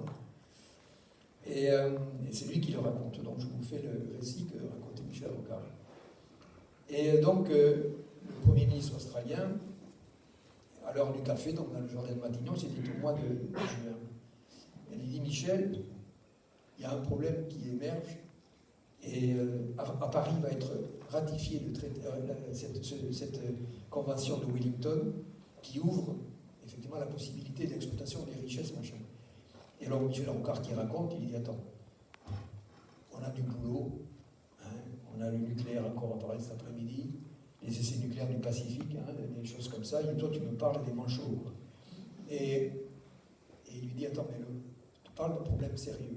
Et donc Michel Rocard a compris tout de suite qu'il fallait ne pas ratifier ce traité. Donc ils n'étaient que deux dans la cour de Matignon, à être convaincus. Et donc il y a le Premier ministre australien il demande à une personne qui s'engage à ne pas ratifier. Et donc il donne ça à signer à Michel Rocard. Et Michel Rocard lui dit moi je ne suis que Premier ministre. C'est le président de la République qui va le signer. Donc c'était Mitterrand. Donc, vous imaginez la scène. Des relations entre Rocard et Mitterrand. Et le Premier ministre australien dit mais j'ai rendez-vous cet après-midi dans une visite officielle avec Michel Rocard à 16h. Viens. Et il dit j'y suis allé. Donc il dit il faut raconter l'histoire. On arrive dans la cour de l'Élysée, la voiture fait le tour, donc on ouvre la porte, le Premier ministre australien sort, et de l'autre côté qui va sortir Rocard. Donc la tronche de Mitterrand, et donc il les a reçus dans son bureau, comme il n'était pas invité, donc il ne les a pas reçus officiellement, donc ils sont restés debout tous les deux, et il n'a pas donné l'accès à s'asseoir, il a expliqué, et puis finalement le président de la République a compris qu'il a fait ce mot, et puis c'est parti dans le circuit après, l'agence France-Presse, etc. Voilà, donc c'est des exemples que j'ai pu vivre en direct, et donc j'avais dit à Michel Rocard, mais pourquoi n'est pas allé jusqu'au bout? Je remonte un peu à un autre exemple. Il y a un organisme en Antarctique, enfin un organisme qui est en Nouvelle-Zélande, qui s'occupe de la gestion des ressources de pêche autour de l'Antarctique, sur l'océan dont je vais vous parler. La Kamala, ça s'appelle. Et donc c'est un organisme qui gère à la fois les ressources et les quotas de pêche. Et donc j'ai rencontré le directeur de la CAMLAR à Marseille à l'occasion de l'UICN, la convention, le grand traité, l'Union internationale de conservation de la nature, et je l'ai rencontré. Et je lui ai dit, il faut soutenir, il faut vraiment convaincre la Chine et la Russie qui ne veulent pas faire une aire marine protégée autour de l'Antarctique. Tous les pays sont d'accord, la Chine et la Russie ne veulent pas. Je dis, il faudrait arriver... Il me dit, donc il était suédois. Il me dit, mais, vous en parlez à l'aise, il me dit, mais les Chinois n'accepteront jamais, et les Russes encore moins, de faire une aire marine protégée devant la Terra Delli. La Terra Delli, c'est notre revendication en Antarctique, vous voyez. Et donc, tout d'un coup, c'est comme si on se fait une petite pêche, un petit coin privé, vous voyez, d'air marine protégée. Il me dit, il faut convaincre votre gouvernement en France de lever cette revendication territoriale qui n'est reconnue par personne, elle n'existe pas, si vous voulez, c'est une revendication historique. Voilà. Donc c'est ça la politique environnementale, effectivement, c'est beaucoup de diplomatie. Les COP 21, les COP climatiques, tout le monde arrive avec une bonne intention, puis après, ce sont des diplomates qui font le jeu, vous voyez. Les diplomates qui viennent, qui représentent leur pays, et quand on les envoie, on leur dit, ne vous fous pas dans la merde, quoi, hein. Et merde-toi pour qu'on ce soit un peu, quoi, hein, voilà. Et donc, c'est d'une grande complexité, vous voyez. Donc, les questions environnementales touchent le sociétal, touchent la diplomatie, touchent les questions internationales. C'est un champ complet. Donc, ce n'est pas juste, effectivement, il faut la biodiversité de ce genre-là. Bien sûr, ce sont des choses qui nous concernent directement, mais en même temps, la solution, vous avez compris, elle est extrêmement complexe. Oui. Il fait beau, il fait pas beau. En ce moment, ici dans le parc, on parle beaucoup de l'autoroute Castres-Toulouse. Comme vous êtes originaire d'ici, je sais qu'il y a quelques années, vous avez pris position, une position de compromis. Je voudrais savoir si aujourd'hui, votre position a évolué ou pas par rapport à votre engagement. Je n'ai pas beaucoup d'influence, mais Moi non plus. Autoroute payante. Autoroute payante. Oui, je sais. Ouais, mais je me souviens, j'avais regardé le projet qui était poussé en même temps par un pool d'industriels, d'entrepreneurs à Castres, qui souhaitaient quand même que cette route soit un petit peu plus rapide. C'est pour circuler, effectivement, facilité de circulation. Ensuite, c'est une route que j'ai connue et je trouve qu'elle n'a pas beaucoup changé depuis que j'étais étudiant. Je trouve que c'est une route extrêmement dangereuse. Vous voyez, je me souviens que, bon, là où j'avais été, à un moment donné, j'avais posé des questions au département. Parce qu'il était question, ce qui aurait été intéressant, c'est de faire une 4 voies à partir des 2 voies qui existent. Vous voyez, mais il n'y a pas l'argent. Écoutez, non, attendez, tout à l'heure, j'allais de chez moi à Lautrec. Et donc, la route était un peu barrée parce qu'il y en avait qui mettaient du goudron par terre, qui bouchaient les trous. Donc, je m'arrête. J'ai dit, vous refaites la route. Le département est pauvre, il m'a dit, on ne nous donne rien pour faire les routes. Voilà.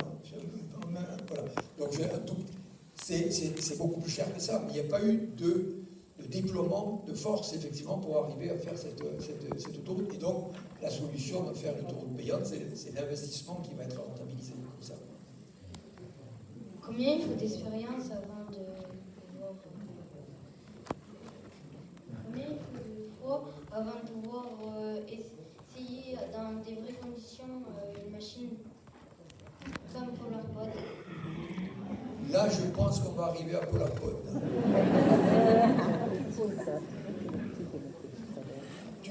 Je voulais quand même mieux comprendre ce que tu voulais me dire. Combien il faut de fois avant d'être sûr que la machine elle va marcher pendant une... Ah, mais je te le dirai après l'expédition, donc je vais t'en parler. Mais tu as raison, c'est un projet très audacieux, très ambitieux. Mais je peux commencer à en parler peut-être. Non, il y a encore... Ah oui. Une autre question sur l'autoroute. Ah. Oui. Bon, effectivement, vous aviez pris position il y a quelques années en faveur de cette autoroute. Alors le problème, c'est que toute étude faite est sur les chiffres de la DREAL, pas sur des chiffres d'anti-autoroute. Les gens qui iront réellement de Castres à Toulouse, ça représente pour l'instant 5600 véhicules par jour. On fait une autoroute pour 25 000 en principe. Après, sur les trajets intermédiaires, personne ne va aller payer, aller au péage pour aller de Castres à Soie, de Soie à Puylaurens ou de Puylaurens à Verfeil. C'est-à-dire qu'il y aura quelques voitures marginales qui iront peut-être de Castres à Verfeil, mais la réalité, c'est que cette autoroute, elle est faite pour moins de 6000 véhicules par jour. C'est complètement aberrant comme conception. D'autant plus qu'effectivement, on vient de voir, est en train de se terminer la liaison Castres-Toulouse, qui est pour 18 000 véhicules par jour et qui s'était faite à 3 voies en alternance. Bon, après, on peut discuter sur 3 ou 4 voies, mais certainement pas sur une autoroute en site propre, alors que ça fout en l'air 500 hectares de bonne terre. Il y avait en plus, au fur et à mesure de l'évolution des événements, on voit apparaître un projet de carrière donc, qui stérilise un peu plus, 60 hectares de plus, pour une quantité de remblais 3 fois supérieure, et non pas 2 fois d'ailleurs, parce que il y avait prévu 1,3 million de mètres cubes de remblais dans le projet qui a été arrêté, qui est maintenant d'ailleurs validé. Et tout d'un coup, la société qui on a attribué la concession, depuis 2 ans, on s'aperçoit qu'elle prospecte pour 2 800 000 mètres cubes de plus. C'est-à-dire que ça n'a pas été intégré dans le premier projet parce que ça aurait fait peur à tout le monde, y compris au service de l'État.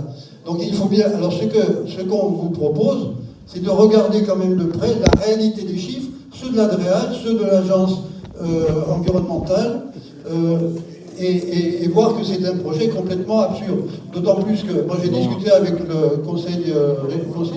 Depuis tout à l'heure, où vous avez évoqué les difficultés quasi quotidiennes et les envies d'abandon dans votre expédition. Et moi, la question, je suis ancienne sportive de haut niveau, donc je sais ce que c'est un peu l'envie d'abandon. Et je vous ai dit déjà, je suis très admirative de vous. Et ma question, c'était comment vous avez dépassé cette envie quotidienne d'abandon, et aussi, au bout de plus de 2 mois, il y a forcément de la solitude dans des conditions extrêmes comme ça, et comment vous avez trouvé les ressources pour dépasser cela? Parce que j'en avais beaucoup envie. C'est l'envie qui est... Vous savez, l'idée c'est précieux dans la vie. Quelque chose qui tout d'un coup vous a mobilisé, qui vous donne un axe, qui vous donne sur lequel vous dites c'est ça que j'ai envie de faire. C'est pas anodin l'idée. C'est une rencontre avec un projet, avec vous-même. Et c'est comme ça que j'ai toujours mené les projets. À partir du moment où vous avez une idée, c'est quelque chose qu'il faut se mettre en route pour cette idée. Voyez. Et bien sûr que il faut sortir les antennes quand on avance sur des projets. Il faut sortir les antennes de manière à pouvoir capter ce qui peut l'enrichir, ce qui peut vous apporter de la solution, ce qui peut vous apporter de l'énergie. Et c'est comme ça que j'avance en général. Essayer de capter tout ce qui... Et il faut une résistance à la tentation de l'abandon, ça c'est évident, quoi que l'on entreprenne, qui est compliqué. Puis vous avez toujours autour de vous des gens qui vont vous dire que ça ne sert à rien, mais que ça fout là-bas, et que c'est machin tout. C'est votre histoire. C'est ça, c'est son capital qui est important. Il faut se réaliser. On ne se réalise pas sur des choses inaccomplies ou des choses qui vous ont porté, que vous avez abandonnées. Et donc il faut commencer à des petits chantiers, comme les randonneurs, par exemple, si vous voulez faire de la montagne, le pic de Nord. Je dis ça, c'est une illustration, parce que on peut partir de loin, et puis on est fatigué, terminer ce qu'on entreprend. C'est comme ça qu'on arrive à se réaliser. Quand on parle des enfants, maintenant on ne le fait plus, mais quand j'étais dans les écoles, je disais, qui c'est qui a commencé un modèle réduit d'avion ou de bateau et qui n'a pas fini? Donc moi je levais la main, et il y en avait un paquet qui levait la main, etc. Donc je dis, tu vas à la maison, tu fais ton avion, tu termines ton avion, tu le fais voler, ta vie va changer. Ma vie va changer. Oui, tu auras réalisé quelque chose, tu auras clôturé quelque chose qui t'a apporté à un moment donné. C'est vraiment, c'est comme ça qu'on se construit sur les choses que l'on... Une autre question?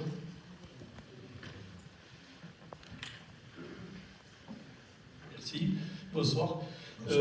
Moi j'aurais une question. Bon, nous avons parlé d'énergie, d'océan, etc., etc. Et j'aurais voulu savoir votre avis sur l'avenir d'une chose, à mon avis, essentielle, hormis l'électricité, le pétrole, etc., l'avenir de l'eau potable à travers le monde. Pour avoir fait quelques voyages à travers le monde, vous avez parlé de la langue, c'est très important, mais l'eau. Quel est votre avis sur le devenir de l'eau? Certains parlent d'une nouvelle guerre, la guerre de l'eau, après celle du pétrole. Oui, j'aurais aimé avoir votre avis sur, en tant que scientifique et explorateur. L'eau, si vous voulez, c'est vital, c'est précieux, on est fait à 80% d'eau. On peut vivre quelque temps sans manger, très peu de temps sans boire. Et si vous regardez, il y a beaucoup d'aliments. L'alimentation est composée, calcium, phosphore, beaucoup d'éléments, si vous voulez. Mais l'eau, elle est unique. Il n'y en a qu'une. Vous voyez, on ne peut pas remplacer l'eau par quelque chose d'autre. Donc ça, c'est ce qui fait un peu sa préciosité. On est beaucoup à consommer de l'eau. J'ai parlé avec un ami qui est prof à l'école des mines d'Albi, qui est africain, d'origine africaine, et on parlait de l'hydrogène. De l'hydrogène que l'on fait par électrolyse de l'eau. Il me dit, quand j'ai parlé chez moi en Afrique d'utiliser l'eau pour faire de l'hydrogène, il m'a dit, mais l'eau, on ne va pas faire de l'hydrogène, on a besoin d'eau. Ça dépend effectivement où vous êtes, mais il y a ce qu'on appelle les réfugiés climatiques, sont des gens effectivement qui souffrent de sécheresse, qui s'installent, mais il n'y a pas que dans des pays en développement. Regardez la Californie, où ils sont en grande difficulté d'eau. À Barcelone, par exemple, ils avaient des difficultés d'eau, et donc ils ont montré une grosse centrale, ils dessalent l'eau de mer. Et dessaler l'eau de mer, ça veut dire qu'il faut de l'énergie en amont, vous voyez. Et donc j'ai évoqué tout à l'heure la préciosité de l'eau. On ne peut pas dire que nous manquons d'eau, sauf en été, effectivement, on va vers des périodes de sécheresse qui sont importantes, quand même. Alors c'est compliqué de faire des retenues d'eau, on ne va pas revenir sur le sujet, mais c'est quelque chose. Hein. Comment? Mais je disais tout à l'heure, effectivement, puis il y a des endroits où on pompe énormément. Des endroits où vous pompez énormément, Palestine ou Israël, vous pompez énormément, puis c'est remplacé petit à petit par de l'eau salée, donc la nappe, elle est foutue. Donc c'est un vrai problème, vous avez tout à fait raison. Une autre question? On sait que là, on parle de consommation d'eau, consommation d'énergie. On sait qu'on est plus nombreux sur Terre, plus on consomme. Je voudrais savoir s'il y a des grosses réflexions sur ce que j'appellerais la surpopulation, enfin ce qu'on appelle la surpopulation, s'il y a vraiment des accords internationaux là-dessus, ou c'est un sujet de vous. C'est un sujet, la population. Alors, c'est un sujet. Bon, on est trop. Par où on s'y prend? Par les anciens? C'est compliqué, quoi. Hein. On n'a pas envie de se barrer, quoi. On a encore envie d'être là et on consomme, quoi. Hein. Bon, il y a les Chinois qui avaient inventé un truc, pas plus d'un enfant. Maintenant, ils le regrettent. Ils ont créé les allocations familiales. Parce qu'il manque de bras, il manque de jeunes, parce qu'il y a un vieillissement de la population. Mais sans aller si loin, l'Allemagne a une grande difficulté démographique. Il y a peut-être un phénomène de guerre, si vous voulez, qui a fait ça, mais ils sont en difficulté démographique énorme, les Allemands. C'est pour ça qu'ils ont fait venir beaucoup de Turcs, et qu'il y a une ouverture beaucoup plus facile qu'a fait Angela Merkel, si vous voulez, à un moment donné. Ils ont besoin de beaucoup plus de réfugiés que nous. On a une natalité qui est de 2,1 à peu près, non, même pas, c'est fini ça. Elle est négative. Bon, alors il faut s'y mettre. Voilà, donc vous savez que le problème est... Donc, il faut être sobre et être un consommateur intelligent. Si je peux rajouter, les spécialistes, les experts nous disent que dans quelques années, la courbe de la population mondiale ne va pas augmenter, mais au contraire diminuer. Voilà. Oui. Il est évident que dans des pays à forte natalité, c'est l'éducation des femmes, des jeunes filles, qui va permettre de maîtriser la démographie. À partir du moment où les femmes ont été éduquées, qu'elles prendront la main davantage de leur vie, effectivement, elles vont être à même de pouvoir réguler des naissances, quand même. Dans des pays en développement, je parle. Qui souhaite intervenir?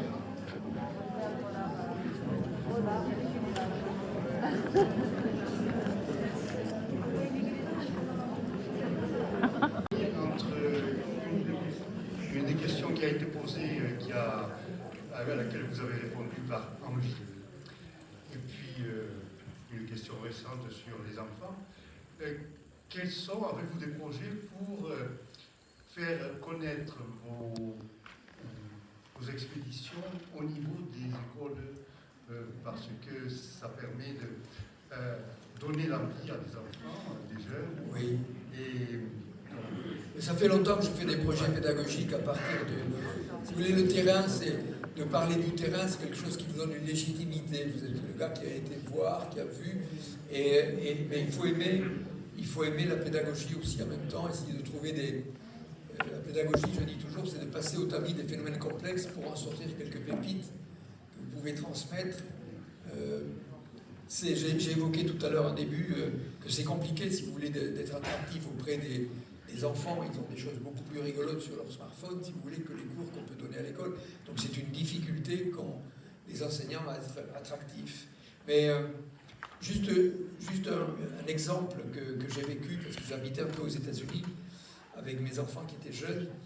Et c'est pas que les enseignants américains sont meilleurs que les nôtres, c'est pas du tout ça, mais il y a une culture qui est différente au sens où c'était toujours « Wow, that is good. Wow, very good. » Très, très bon, pardon. Ouais, ça c'est bon, très bon. Là, par contre, ça ne va pas, mais on va travailler là. Et ça, c'est bon. Ça change tout. Vous voyez ce que je veux dire? Ça change tout.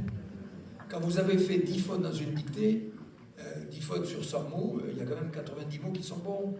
Et moi, j'avais des notes proches du niveau de la mer en français. Donc, j'ai jamais cru que je pouvais écrire. En fait, je sais maintenant que... J'ai adoré Madame Delmas, elle s'appelait tout professeur de français au Collège technique à Mazamet. Elle nous donnait des sujets de rédaction. J'adorais, c'était le lundi. J'adorais qu'elle nous donnait les sujets parce que ça me donnait la matière à réfléchir. Mais en fait, je ne parlais que des choses que j'avais envie, mais j'étais totalement hors sujet, donc ça valait rien. Mais j'ai mis du temps à le comprendre. Je ne le comprends toujours pas, des fois. Et donc je craignais, je passais 2 bacs, la première partie, la deuxième partie, et si vous aviez moins de 5, vous aviez beau avoir 15 en maths et 16 en physique, hein, si vous aviez moins de 5 en français, pouf, ça valait rien, éliminé, on redouble. Donc c'était ma crainte. J'avais toujours des 5, des 6, je me souviens, une fois j'ai eu 7, et elle m'a dit, mais je vais remis 5 parce que vous avez trop fait de fautes, quoi. Enfin, c'était décourageant. Et donc le bac arrive, j'avais la trouille. Et donc, il y avait 3 sujets, comme d'habitude, explication de texte, qu'est-ce qu'il y avait encore rédaction, explication de texte, et je ne sais pas quoi d'autre. Et donc, le prof nous disait, ne prenez pas explication de texte, c'est casse-gueule. Il y avait un texte de Pagnol, et j'ai pris Pagnol, j'ai eu 14. Merci Pagnol. Et moi, je pense qu'ils se sont gourés. Ils se sont trompés de copie. C'est pas possible. Donc, et l'écriture, c'est quelque chose que je pratique depuis pas très très longtemps, en fait. Je commençais à écrire à 40 ans, après le pôle Nord, mais c'est un délit. L'écriture, c'est une exploration. Vous voyez, j'ai écrit il n'y a pas très longtemps sur le premier iceberg que j'ai vu. Le premier iceberg, c'est une espèce de cathédrale, et on passe en bateau, on regarde ce truc-là. Vous voyez, c'est une émotion, on regarde, il y a des couleurs, voilà. Puis après, maintenant, j'ai écrit sur... Vous allez chercher la sensation que vous avez, vous voyez, ce que ça vous a procuré, mais sur le coup, vous avez juste un flash de quelque chose. Et bien, quand vous allez chercher, vous revisitez avec nostalgie, vous voyez ce que je veux dire. Vous rentrez dans la nostalgie de ce moment, et dans la nostalgie, on a toujours beaucoup plus de sensibilité qui s'émerge. Quand on a un chagrin d'amour, on trouve des mots que l'on ne trouverait pas avant, parce que tout d'un coup, on se donne le mal d'aller chercher des mots, vous voyez. Et donc, l'écriture, c'est... je ne ferai jamais de littérature, mais d'arriver à faire des phrases qui traduisent ce que vous avez envie de dire, mais c'est du travail. Et quand vous avez trouvé 4 ou 5 mots dont l'alignement, la couleur, la sonorité fait que tout d'un coup... Voilà. Nicolas Bouvier est un écrivain du voyage qui m'a beaucoup aidé dans la lecture, et je dis, c'est ça que j'aurais aimé dire. Donc vous décortiquez la phrase. Quelqu'un d'autre qui m'a inspiré dans la voiture, on avait Brassens, et on l'écoutait Brassens. Et au bout d'un moment, quand vous écoutez Brassens et que vous écrivez vous-même, là il est bon. En quelques mots, mais il travaillait beaucoup pour arriver à faire ça, et arriver à toucher une émotion, quelque chose qu'il dit en quelques mots qui vous émeut. Mais c'est une exploration, l'écriture, et qui peut se faire à tout âge. Donc c'est ça. je sais qu'il y a des personnes qui, dans les EHPAD ou ailleurs, aident les personnes âgées à retraduire le passé et en font de l'écriture, vous voyez, pour essayer de faire une biographie de personnes. Et quand vous allez chercher chez quelqu'un comme ça l'émotion, vous arrivez à trouver des mots. Donc l'écriture est quelque chose que j'avais jamais pensé pouvoir faire. On y arrive. Encore une, quelle heure il est là? Parce que ça on a encore quelques minutes. Hein. Je suis à 4 heures ce matin. Je rebondis sur ce qu'a dit monsieur. Je viens de lire récemment un article concernant votre prochaine mission sur PolarPod. Je suis une amateur de science-fiction, je lis beaucoup de science-fiction et j'ai eu l'impression d'être dans la présentation presque d'une mission spatiale avec un vaisseau vertical, des relèves de pilotes et d'équipage, une mise en orbite sur l'Antarctique, poussée par le courant, si j'ai bien compris, je ne suis pas une scientifique. Voilà. Donc j'aimerais avoir quelques précisions, quelques explications, parce que ça m'a donné bien envie de suivre cette expédition et de savoir de quoi il s'agit et de quelle façon ça peut peut-être nous aider à supporter ces changements climatiques et sociétaux, donc en même temps, puisque je crois que c'est aussi à ça que ça sert un petit peu. Je vais tout vous dire. Merci. Est-ce que je le fais maintenant? Je vais prendre une autre question. Oui, il y avait là-haut plusieurs questions. J'y viens. Mais vous avez bien résumé. Non, c'est bon. Il y a plein de spécialistes dans la salle. Donc c'est là que ça va se situer. Vous avez l'Antarctique qui est au cœur de la tache noire. Ça fait grand comme 28 fois la surface de la France. Et vous recouvrez le tout de 2,5 km de glace, 2500 mètres de glace. Vous avez l'Antarctique. Et autour, vous avez à 10 heures, vous avez le Cap Horn, l'Amérique du Sud. À 1 heure, vous avez l'Afrique du Sud. Puis à 4 heures, 5 heures, vous avez l'Australie. Et à 6 heures, vous la voit pas bien, la Nouvelle-Zélande. Et tout autour, c'est spaghetti de couleur, c'est le courant circumpolaire antarctique. C'est une zone qui est très animée par ce qu'on appelle les 50e hurlants. Ce sont ces vents qui font le tour de l'Antarctique, qui sont des vents d'ouest, qui entraînent un courant très fort et qui fait que cette zone est difficile d'accès pour la recherche, d'abord parce que c'est loin, parce que c'est coûteux, et les missions ne se font qu'essentiellement en période d'été, de décembre à février. Et donc l'équation, c'était quel type de vaisseau permet de séjourner sur cet océan dans des bonnes conditions de sécurité et de confort. Et donc on est parti sur l'idée qu'il fallait échapper au mouvement des vagues, et donc ça va être je vais vous le montrer, mais l'idée c'est un flotteur comme ça, si vous voulez, le niveau de l'eau est là, et on va voir 80 mètres de tirant d'eau. Quand vous êtes pris dans des eaux profondes, vous voyez, vous échappez à la surface, ce qui fait qu'un bateau rouge, il est supposé sur la surface. Et 80 mètres de tirant d'eau vont faire qu'il est pris dans des eaux stables, et à la surface, vous allez voir, on a mis un treillis qui permet effectivement à l'océan de passer à travers sans nous percuter. C'est ça qui donne la stabilité à ce vaisseau, qui est très Jules Verne, et qui a fait l'objet de longues études. On a fait des maquettes pour, dans des bassins à vagues pour voir comment ça se comporte.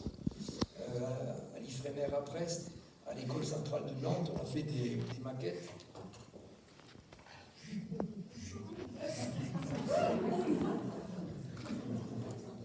Les canards. Et donc, ça a été... C'est quelque chose qui est très abouti, quoi. Donc on est ce qu'on appelle certifié par le Bureau Veritas, peut-être vous connaissez, ce sont des agences de certification qui vous disent ça c'est bien, donc ce sont des savants, des ingénieurs, et qui vous aident à calculer les normes pour que ce soit costaud. Et ils ont un peu exagéré quand même, mais bref. Ils nous ont demandé de pouvoir affronter la vague cinquantennale. La vague cinquantennale, donc c'est une période de 50 ans, c'est la plus grosse vague sur une période de 50 ans. Les ordinateurs, parce que personne ne l'a vu celle-là, ou celui qui l'a vu, il a disparu, elle fait 38 mètres, entre Creux et Crète. Elle passe toutes les 18 secondes pendant 3 heures. Voilà, donc on a fait une maquette spéciale pour simuler ça. Et donc si la vague nous prend, elle est très haute, elle est au-dessus du PolarPod, elle nous prend, donc elle va nous coucher, Et le polar pod, c'est un culbuto, il va revenir à la verticale. Bon, il va falloir fermer les placards et tout, mais effectivement, on peut tout à fait affronter cette vague cinquantennale. Et donc, je vais vous montrer à quoi ça va ressembler. Donc, alors, c'est parti sur manette, là.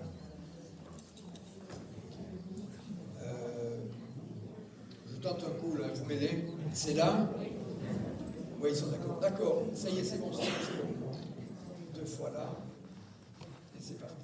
Donc, vous voyez, 2014, il y a longtemps que je pensais partir. Donc voilà à quoi ça ressemble. Vous voyez, c'est un treillis. Quand je vous parlais de treillis, les vagues nous passent à travers. Vous voyez, et dessous, il y a 80 mètres sous l'eau. On n'habite pas sous l'eau, c'est qu'un flotteur, on va habiter dans la nacelle qui est tout à fait perchée à 10 mètres dessous de l'eau. Enfin, le bas. Donc, il n'a pas de moteur. Donc, on va le tirer avec un remorqueur. Ça fait 100 mètres de long et ça fait 1000 tonnes. Hein, c'est un gros truc. Hein. Et donc, on va l'amener dans le courant circumpolaire comme ça. Une fois arrivé au point de départ, on va ballaster, c'est-à-dire on remplit des réservoirs qui sont au fond. Il va petit à petit passer à la verticale, qui est sa position de dérive. Là, ça va aller moins vite, mais c'est comme ça. Et donc, il n'y a pas 3 éoliennes, il y en aura 6. On a changé un peu la configuration. Et c'est comme ça qu'il va dériver.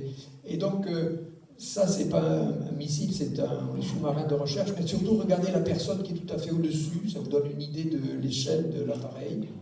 Vous voyez? Et voilà. Donc, vous avez la personne qui est tout à fait au bout. Là. Donc, vous avez... Alors, on a l'impression que ça bouge beaucoup. Bon, c'est une animation qui est superbement bien faite.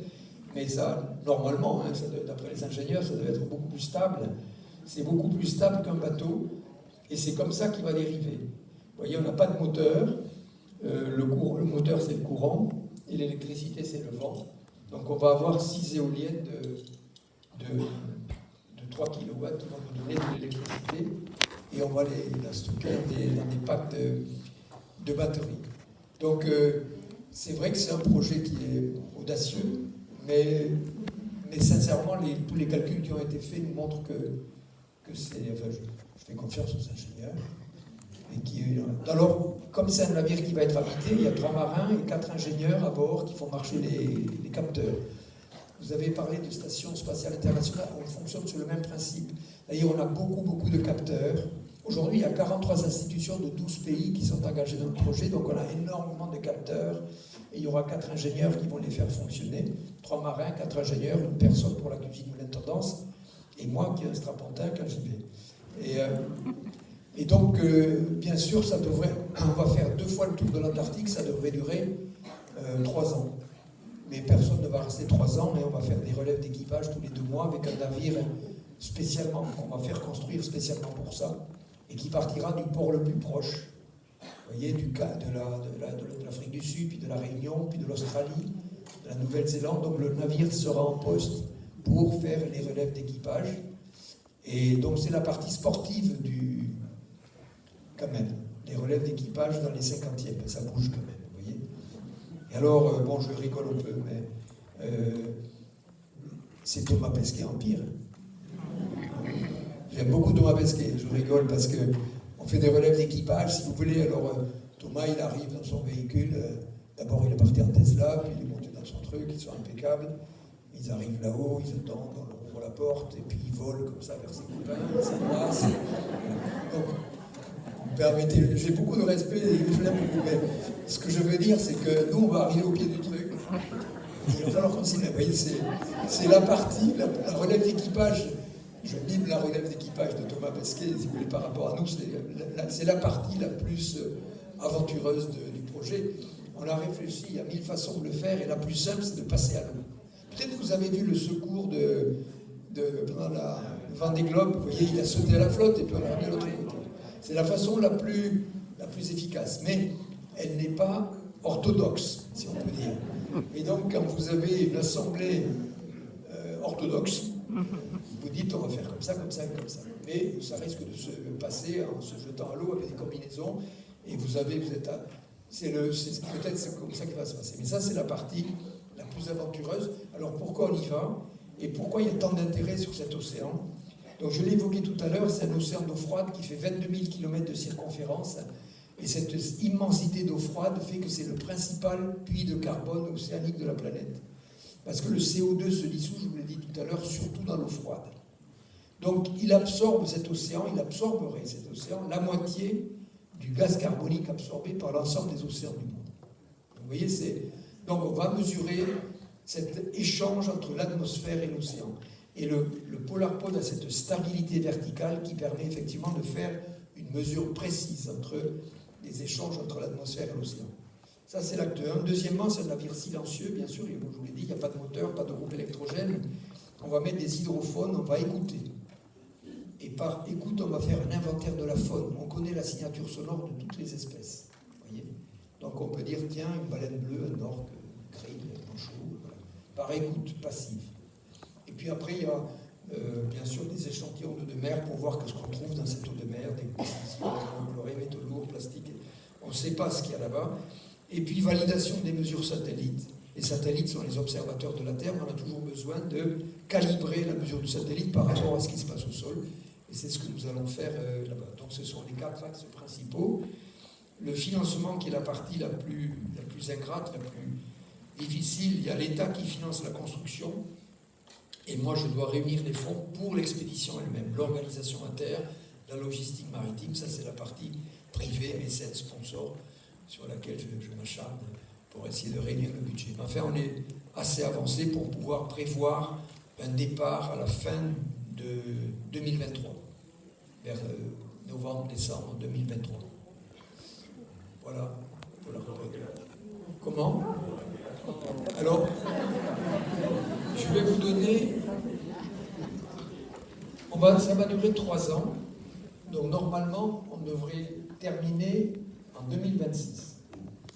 En 2026, j'aurai 80 ans. Et je pense... mon souhait, c'est de faire une rotation sur chaque océan.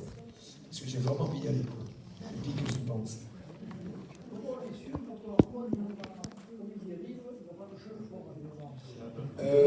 C'est pas le problème. Non, il me demande comment on est sûr de ne pas toucher le fond. C'est pas le problème.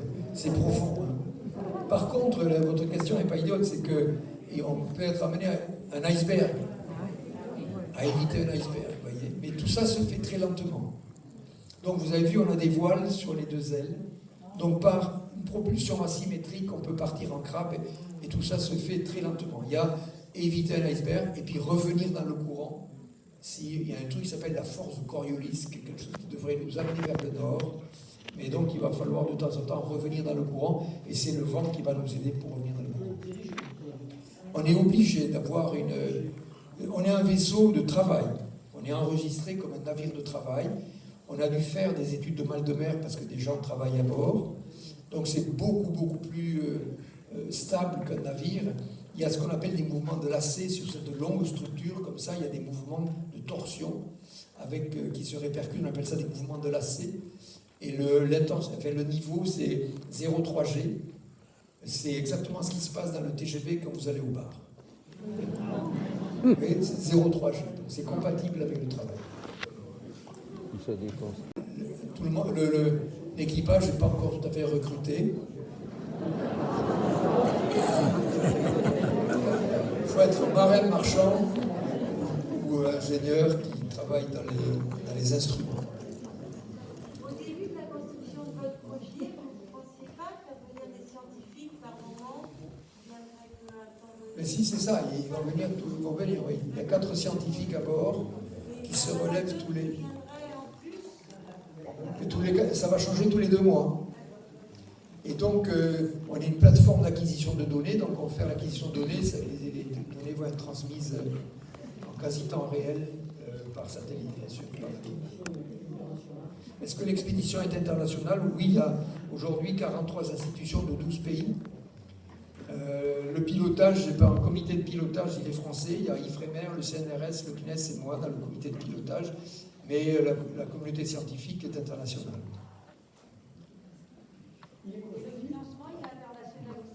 Le financement, donc c'est l'État qui finance la construction et le financement privé, il y a quelques entreprises étrangères, il y a des entreprises hollandaises, des entreprises américaines, mais il y a surtout des entreprises françaises. Il y a le financement.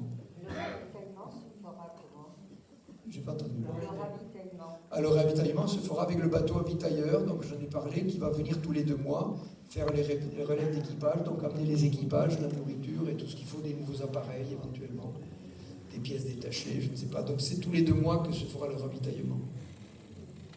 Où est la construction? Il n'est pas construit, c'est financement de l'État, c'est marché public. Donc c'est Yves Frémère qui est maître d'ouvrage, qui a consulté les premiers chantiers il y a 3 semaines. Et donc il y a une deuxième consultation de chantier au mois de novembre. Et alors je ne sais pas où ça sera construit. De toute façon, c'est marché public, c'est très secret, enfin secret. C'est confidentiel. Il y aura des expériences de biologie, notamment de culture, soit de cellules, soit de choses. Non, on ne va pas faire de la permaculture. Non. Ça va aller jusque-là. Non, c'est pas. On n'a pas beaucoup d'espace. Par contre, on va pêcher certainement. Parce que tout corps qui se déplace en mer est ce qu'on appelle un DCP, un dispositif de concentration de poissons. Parce que les pêcheurs souvent font des fagots, des paquets comme ça de bois flotté, qui mettent à l'eau et qui repèrent. Et ça attire toujours les poissons. Il y a certainement des albatros, des oiseaux qui vont se poser. Il faut qu'on mette il y a 6 éoliennes, donc il faut qu'on mette des effrayeurs pour ne pas qu'ils viennent. Parce que quand ça tourne vite, si vous voulez, les éoliennes, ils ne les voient pas. Par rapport à l'origine, il a gonflé de 200 tonnes. Il me dit par rapport à l'origine, il a gonflé de 200 tonnes. Je vois que vous suivez le projet, c'est bien. Oui, on a parlé de 800, on est à 1000. Oui, on est à 1000. On est à 1000 tonnes. Je pense qu'on a terminé, non? Oui. Bon. Eh bien, écoutez, ce que je peux vous dire, c'est qu'il n'y a pas d'âge pour se faire plaisir.